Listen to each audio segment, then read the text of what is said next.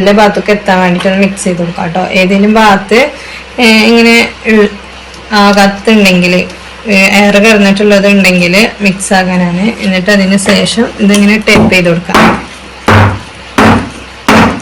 നല്ല ടേപ്പ് ചെയ്യണം. ടേപ്പ് ചെയ്യുമ്പോൾ ഇങ്ങനെ മേലേക്ക് ബബിൾസ് വന്ന് പൊട്ടിപ്പോവും, അതിലുള്ള എയർ പോകും കേട്ടോ. ഇങ്ങനെ ടേപ്പ് ചെയ്തിട്ട് വെക്കുക. ടേപ്പ് ചെയ്തിട്ടില്ലെങ്കിൽ നമ്മളെ കേക്ക് കട്ട് ചെയ്യുമ്പോൾ അതിൻ്റെ ഉള്ളിലൊക്കെ ഹോൾസ് ആയിട്ടുണ്ടാവും കേട്ടോ. ഇതാ നമ്മള് പിന്നെ പ്രീ ഹീറ്റ് ചെയ്യാൻ വെച്ച പാത്രമാണ്. അപ്പൊ നമ്മൾ ബേക്കിംഗ് ടിൻ ഇറക്കി വെക്കാൻ വേണ്ടിയിട്ട് ആദ്യം വെയിറ്റ് എടുത്ത് മാറ്റുക.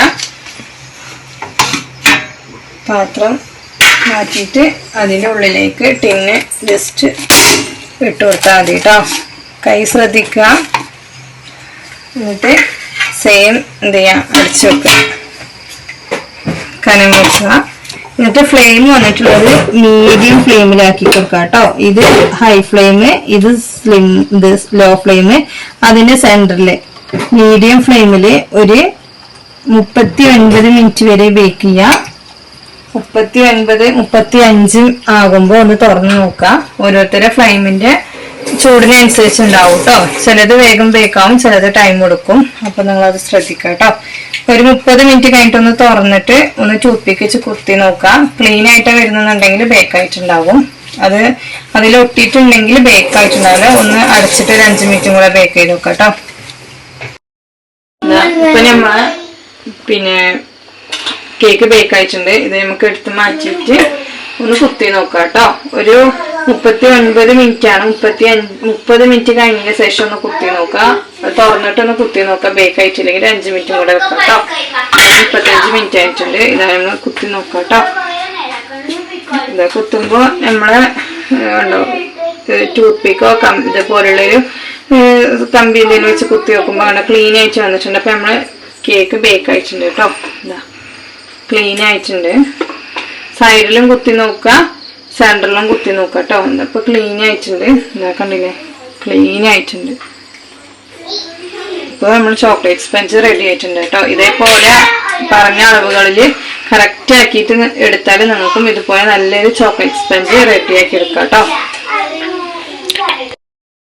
നമ്മളെ കേക്ക് കൂളായതിനു ശേഷം നമ്മൾ എങ്ങനെ ടിന്നിന്ന് റിമൂവ് ചെയ്യാന്ന് കാണിക്കുക.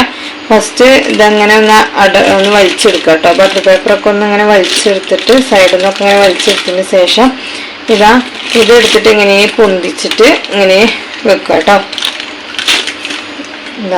ചൂടാറിന് ശേഷം ഇങ്ങനെ വെച്ച് കൊടുക്കുക. എന്നിട്ട് നമ്മൾ ബട്ടർ പേപ്പർ എന്ത് ചെയ്യുക, റിമൂവ് ചെയ്യാം കേട്ടോ.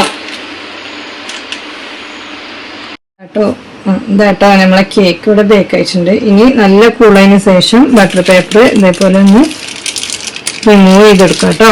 ചൂടായതിന് ശേഷം ബട്ടർ പേപ്പർ ഒന്ന് റിമൂവ് ചെയ്യാം.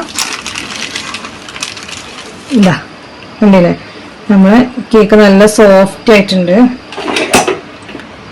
നല്ല സോഫ്റ്റ് ആയിട്ട് കണ്ടില്ലേ, തൊടുമ്പോ തന്നെ നല്ല സോഫ്റ്റ് ആയിട്ടുണ്ട്. നല്ല ഹൈറ്റിൽ കിട്ടിയിട്ടുണ്ട് കേട്ടോ. നല്ല ഹൈറ്റും ഉണ്ട്. ഇതേപോലെ തന്നെ നമ്മള് അടിയിലുള്ള ബട്ടർ പേപ്പറും ഇതേപോലെ റിമൂവ് ചെയ്തെടുക്കാം കേട്ടോ. ഇതേപോലെ റിമൂവ് ചെയ്യാം. നല്ല കൂളായതിന് ശേഷം റിമൂവ് ചെയ്തെടുക്കാം കേട്ടോ. കണ്ടില്ലേ, നല്ല സോഫ്റ്റ് ആയിട്ട് നല്ല ഹൈറ്റ് ആയിട്ടുള്ള 1 kg ചോക്ലേറ്റ് സ്പഞ്ച് റെഡി ആയിട്ടുണ്ട്. ഞാൻ പറഞ്ഞ മെഷർമെന്റിൽ അതേപോലെ ചെയ്തെടുത്താൽ നിങ്ങൾക്കും ഈസി ആയിട്ട് എന്ത് ചെയ്യാം, ഒരു ചോക്ലേറ്റ് സ്പഞ്ച് റെഡിയാക്കാം കേട്ടോ. നമ്മൾ എഗ്ഗും യോക്കും ഒന്നും സെപ്പറേറ്റ് ആക്കാതെ ഡയറക്റ്റ് ഇട്ടിട്ട് സിമ്പിൾ ആയിട്ടാണ് ചെയ്തെടുത്തിട്ടുള്ളത്. ഇത്രേ ഉള്ളൂ കേട്ടോ നമ്മളെ ചോക്ലേറ്റ് സ്പഞ്ച്.